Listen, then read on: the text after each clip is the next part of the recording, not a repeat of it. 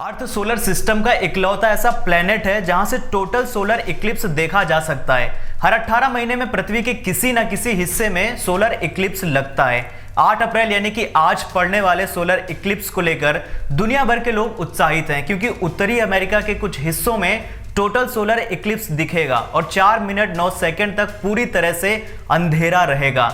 चलिए जानते हैं कि और क्या क्या खास होने वाला है इस टोटल सोलर इक्लिप्स में। नासा के क्या प्लान्स हैं, क्या रिसर्च करने वाला है नासा, कौन कौन से देशों में यह दिखाई देगा, चलिए जानते हैं। नमस्कार and welcome, you are watching rising Bharat, I am Aviraj.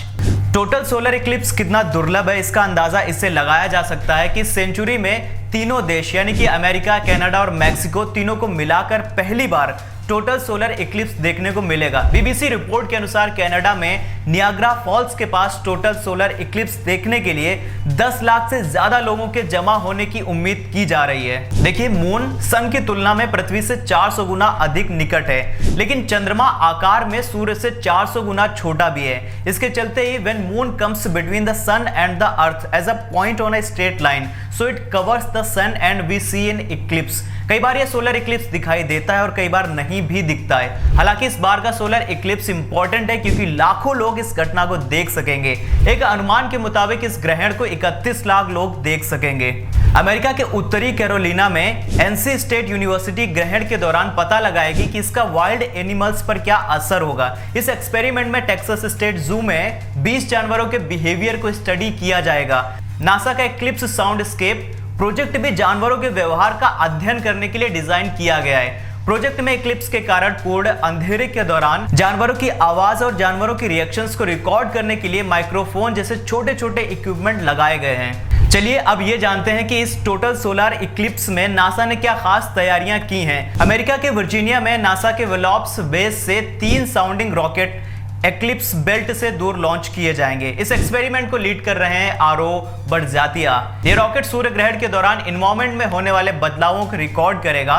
तीनों साउंडिंग रॉकेट धरती से 420 किलोमीटर की ऊंचाई तक जाएंगे और फिर धरती पर क्रैश हो जाएंगे। पहला रॉकेट ग्रहण से 45 मिनट पहले, दूसरा रॉकेट इक्लिप्स के दौरान और तीसरा रॉकेट ग्रहण के 45 मिनट बाद लॉन्च किया जाएगा। लेकिन इन सबसे अलग हटकर एआई क्या हेल्प करेगा इस पूरे प्रोसेस में, ये भी जान लेते हैं। नासा की मदद से इक्लिप्स मेगा मूवी का दिलचस्प प्रयोग किया जाएगा। इस प्रयोग के तहत सूर्य ग्रहण देखने वाले लोगों से इसकी तस्वीरें लेने को कहा गया है। वेरियस प्लेसेस से हजारों लोगों द्वारा ली गई तस्वीरों को कंबाइंड और एनालाइज किया जाएगा आर्टिफिशियल इंटेलिजेंस की मदद से। इसे ग्रहण के दौरान सर्कल्स ऑफ द सन के बाहर अलग अलग गैसों से बने एनवायरनमेंट की अलग अलग तस्वीरें प्राप्त होंगी। सूर्य की सतह पर तीव्र प्रकाश के कारण इसके चारों ओर का कवरिंग बिल्कुल भी दिखाई नहीं देता है। इसे देखने के लिए स्पेशल इक्विपमेंट की आवश्यकता होती है। हालांकि इस ग्रहण के दौरान a ring will be visible around the sun और सूर्य के बेहद करीब तारे भी दिखाई देंगे और इसकी स्टडी करना यह भी एक गोल है। देखिए, पास्ट में भी studies conducted during eclipses have lead to some important discoveries in history. Albert Einstein के थ्योरी ऑफ जनरल रिलेटिविटी की कंफर्मेशन 19 मई 1990 को टोटल सोलर इक्लिप्स के दौरान आर्थर एडिंगटन द्वारा ली गई एक तस्वीर में हुई थी। Helium was also discovered during the recording of a solar eclipse in 1866। वहीं लूनार इक्लिप्स के दौरान पृथ्वी पर पड़ी कर्व शेडो देखने के बाद अरस्तु ने सिद्ध किया था कि पृथ्वी चपटी नहीं बल्कि गोल है। तो दोस्तों, आज के लिए इतना ही। मैं उम्मीद करता हूं कि आपको इन्फॉर्मेशन पसंद आई होगी। लाइक शेयर कमेंट करके जरूर बताइएगा। मिलते हैं नेक्स्ट वीडियो में, तब तक के लिए शुक्रिया, अलविदा।